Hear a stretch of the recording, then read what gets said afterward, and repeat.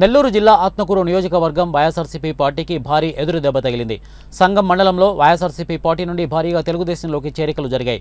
సంగం మండల కేంద్రంలో Nellore parliament Telugu Desam party అభ్యర్థి వేమిరెడ్డి ప్రభాకర్ రెడ్డి, ఆత్మకూరు అసెంబ్లీ అభ్యర్థి ఆనం రామనారాయణ రెడ్డిలు పాల్గొన్న ప్రజాగలం భారీ బహిరంగ సభలో సంగం మండలంలోని అధికార పార్టీకి చెందిన అతిరథ మహారథ నేతలందరూ పూర్తిగా తెలుగుదేశం పార్టీలోకి చేరిపోయారు. ఈ సందర్భంగా మాజీ మంత్రి ఆనం రామనారాయణ రెడ్డి మాట్లాడుతూ ఈ సంగం మండల కేంద్రంలోని చివరి ఆయకట్టు వరకు సోమశీల జలాలను అందించడానికి కట్టుబడి ఉన్నామని స్పష్టం చేశారు. రానున్నది కేంద్రంలో ఎన్డీఏ ప్రభుత్వమని, రాష్ట్రంలో నారా చంద్రబాబు నాయుడు అధికారంలోకి రానున్నట్లు తెలియజేశారు.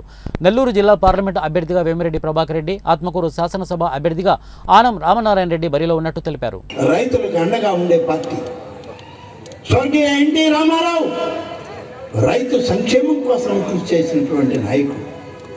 ఇవాటి తెలుగుదేశం అధినేత రైతుల కోసం అనేక త్యాగాలకు వచ్చి నడిచినటువంటి వ్యక్తి.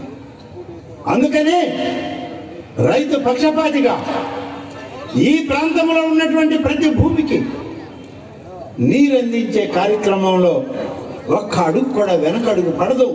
తప్పనిసరిగా రేపు ఎన్నికల తర్వాత వచ్చేది కూటమి ప్రభుత్వం, రాబోయేది చంద్రబాబు నాయుడు గారి నాయకత్వం.